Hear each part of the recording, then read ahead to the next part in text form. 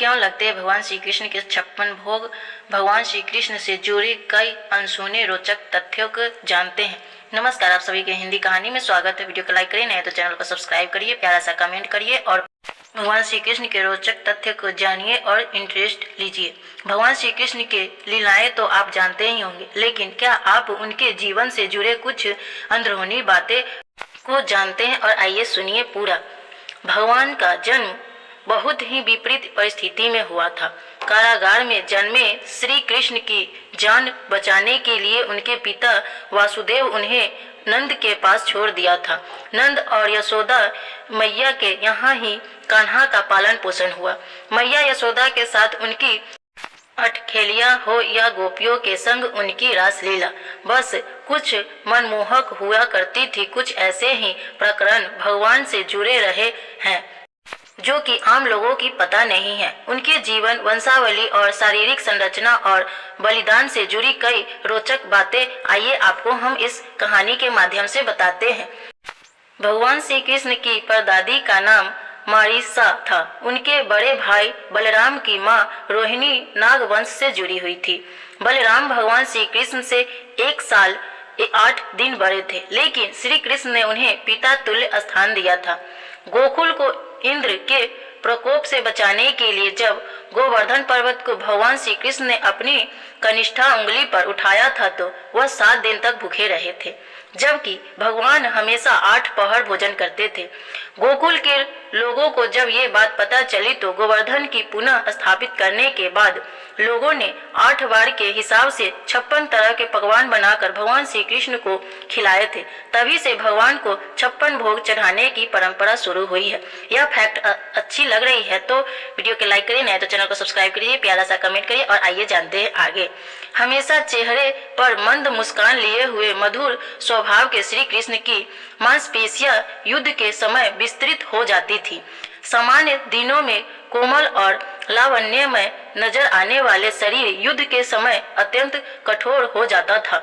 श्री कृष्ण श्याम वर्ण के थे और उनके शरीर से हमेशा एक मादक और मनमोहक सुगंध स्रावित होता था। भगवान को अपने गुप्त अभियानों में इस सुगंध को छुपाने में बहुत मुश्किल होती थी। बता दें कि ऐसे ही खुशबू द्रौपदी के शरीर से भी निकलती थी और अज्ञातवास में उन्होंने इसलिए शरणधृ का काम चुना ताकि चंदन और उपटन के बीच उनकी सुगंध दब जाए। पांडवों की दादी सत्यवती को महर्षि पराशर से भी ऐसे ही शरीर से सुगंध का आश्रावित मिलता था। भगवान ने द्वारिका नगर तो जरूर बसाया था, लेकिन अपने जीवन के अंतिम समय में छोड़कर वह कभी भी द्वारिका में 5 महीने से ज्यादा नहीं रहे थे। इतना ही नहीं, 15 वर्ष की आयु में जब उन्होंने गोकुल को छोड़ा था, उसके बाद श्री कृष्ण कभी भी वापस गोकुल नहीं आए। हालांकि एक बार उन्होंने गोकुल में उद्धव को भेजा था और तब गोकुल के लोगों ने उन्हें ही श्री कृष्ण माना था। उनकी कद काठी भगवान श्री कृष्ण से मिलती जुलती थी। श्री कृष्ण को ही भगवान विष्णु का परम अवतार माना गया है और इसके पीछे वजह यह थी कि उनके समक्ष वही थे। उन्होंने अपने गुरु संदीपनी के आश्रम में केवल 54 दिनों में 54 विद्या का ज्ञान अर्जित कर लिया था। भगवान श्री कृष्ण ने रथ में हमेशा 4 अश्व जुड़े रहते थे। उनके रथ का नाम जैत्र था और उनके सारथी का नाम दारुक बाहुक था। उनके अश्व का नाम शैव्य, सुग्रीव, मेध, पुष्प और बलाहक था। कौमुदकी को विश्व का प्रथम और सबसे शक्तिशाली गदा माना जाता था और कृष्ण के अतिरिक्त कौमुदकी को केवल बलराम और भीम ही उठा सकते थे। श्री कृष्ण पुत्र शाम्ब लक्ष्मणा के विवाह करने के लिए हस्तिनापुर गए थे।